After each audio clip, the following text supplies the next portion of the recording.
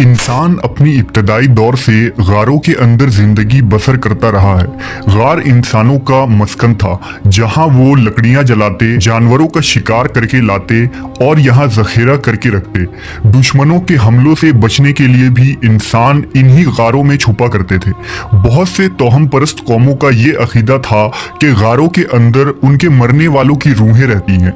उन गारों से दूसरी दुनिया के रास्ते जाते हैं, जहां वो रूहें सफर करती हैं।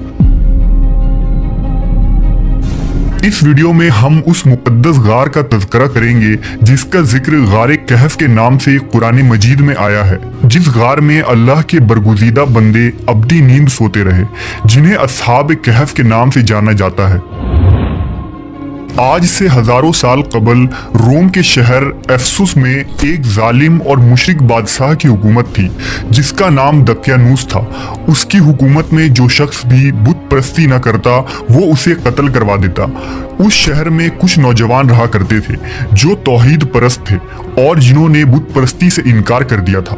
जब बादशाह को इन बागी नौजवानों की खबर मिली तो उन्हें अपने दरबार में बुलाया। जब वो बादशाह के सामने हाजिर हुए तो अपना अकीदा बेबाकी से जाहिर कर दिया और कहा कि हम एक अल्लाह के सिवा किसी के आगे हरगिज सर न झुकाएंगे। उनकी इस निडर और हिम्मत वाले अल्फाज से बादशाह का दरबार नारे तौहीद से गूंज उठा। दरअसल ये नौजवान शहर के एक आला खानदान मकाबी कबीला से ताल्लुक रखते थे और अपने खानदान के नामवर और बहादुर सपूत थे। उन्होंने खुले आम बादशाह के मुशरिकाना मजहब का इनकार कर दिया और उसे चैलेंज कर दिया। दकियानूस ने उन नौजवानों को 3 दिन की मोहलत दी कि ईमान से फिर जाओ, वरना तुम लोगों को सूली पर चढ़ा दिया जाएगा। जब 3 दिन गुजर गए तो तीसरे दिन वो लोग कुछ माल और तोशा लेकर रात के वक्त शहर से बाहर निकल गए। बयाबानों में चलते चलते सुबह हो गई और वो एक पहाड़ी सिलसिले के करीब पहुंच गए, जहां एक गहरा गार था। लिहाजा कुछ देर आराम करने के लिए वो उस गार में जाकर लेट गए, जहां उन्हें गहरी नींद आ गई। इसलिए उन्हें अस्हाब कहफ यानी गार वाले कहा जाता है। जब ये लोग गार में सोए तो अल्लाह ने उन पर एक मुआजिजाना कैफियत तारी कर दी और वो वहां ऐसी नींद सो गए जो ना ही आम नींद थी ना ही मौत, बल्कि वो एक गहरी नींद की सी कैफियत में चले गए। जब बादशाह को खबर मिली कि उन्होंने उस गार में पनाह लिया है तो उसने अपने सिपाहियों को हुक्म देकर उस गार के मुंह को बंद करा दिया और वहां उस गार के दहाने पर एक तांबे की तख्तियों पर उन लोगों के नाम और पूरा वाकया लिखकर एक संदूक में दफन कर दिया, ताकि ये निशान इबरत बन जाए और तारीख में महफूज रहे। जमाना गुजरता रहा, मौसम तब्दील हुए, मगर अस्हाब कहफ यूं ही सोए रहे और अल्लाह की कुदरत से उनकी जिस्म वैसी ही सही और सालिम रही। उस पर वक्त और मौसम का कोई असर न पड़ा। यूं 300 साल से भी ज्यादा का अरसा गुजर गया और अब एफसुस शहर में बेदरूस नाम के बादशाह की हुकूमत आ गई। बुत परस्ती का दौर खत्म हो गया था, लेकिन लोग नई नई फितनों में पड़ गए, जिसमें एक फितना ये था कि लोगों की एक बड़ी जमात ने मरने के बाद फिर जिंदा होने और कयामत आने का इनकार कर दिया था। लिहाजा बेदरूस ने अल्लाह से दुआ की कि उन लोगों को हिदायत नसीब फरमाए और अपनी कुदरत का कुछ ऐसा नजारा दिखला दे कि वो ईमान ले आए। अल्लाह के हुक्म से उस गार में सोए अस्हाब कहफ नींद से बेदार हो गए। बेदार होने के बाद वो एक दूसरे से पूछने लगे कि हम यहाँ कितनी देर तक सोए। किसी ने कहा 1 दिन, किसी ने कहा 1 दिन से भी कम। उन्हें इस बात का कतन इल्म न था कि बाहर दुनिया ही बदल चुकी है और वो कितने अरसे यहाँ गनूदगी में थे। जब उन्हें भूख लगी तो उन्होंने मशवरा किया कि किसी एक को चांदी के सिक्के देकर बाजार भेजा जाए ताकि हमारे लिए कुछ खाने का इंतजाम हो जाए। जब उनमें से एक शख्स शहर की तरफ गया तो हैरत ज़दा रह गया। उसने शहर को बिल्कुल तब्दील शुदा पाया। घर और मकानें ऊंची ऊंची हो गई थी, लोगों के लिबास में तब्दीली आ गई थी, कोई शख्स भी आशना नजर नहीं आता था। वो एक दुकान के पास गया और दुकानदार को सिक्के देकर खाने की चीजें मांगी। जब उस दुकानदार ने उस सिक्के को देखा तो पूछने लगा कि तुम्हें ये सिक्के कहाँ से मिले, क्या तुम्हें कोई खजाना मिल गया है?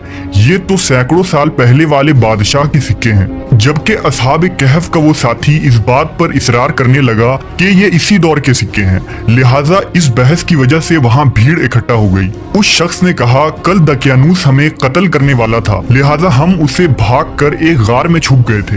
लोगों ने उसे बताया कि दकियानूस को मरे हुए 300 साल गुजर चुके हैं और ये बेदरूस का जमाना है। उसने अपनी बात साबित करने के लिए लोगों को उस गार की तरफ चलने को कहा। जब गार में मौजूद असहाब कहफ ने लोगों के हुजूम को आते देखा तो वो समझे कि दकियानूस की फौज ने उन्हें ढूंढ लिया है, लिहाजा वो अल्लाह से दुआ करने लगे। जब शहर के लोग उस गार के पास पहुंचे तो असहाब कहफ बाहर आए और सारा माजरा खुल गया कि ये जमाना ही कुछ और है और वो इस गार में सैकड़ों साल से सोए थे। इतने में बादशाह बेदरूस भी वहां पहुंच गया। जब उसने दहाने के करीब जमीन खुदवाई तो वहां से वो संदूक बरामद हुआ जिसमें सारा माजरा लिखा हुआ था। ये मुआजिजा देखकर लोग हैरत ज़दा रह गए और सजदे में गिर पड़े। लोगों ने कहा कि जब अल्लाह इन लोगों को इतनी लंबी मुद्दत की मौत देकर दोबारा जिंदा कर सकता है तो क़यामत के दिन भी इंसानों का दोबारा जिंदा होना यकीनी है। असहाब कहफ लोगों के लिए एक इबरत और अल्लाह की खुली निशानी साबित हुए। उन्होंने बादशाह से रुखसत ली और शहर वालों के लिए सलामती और हिदायत की दुआ करके उस गार में दोबारा चले गए और फिर अब्दी नींद सो गए।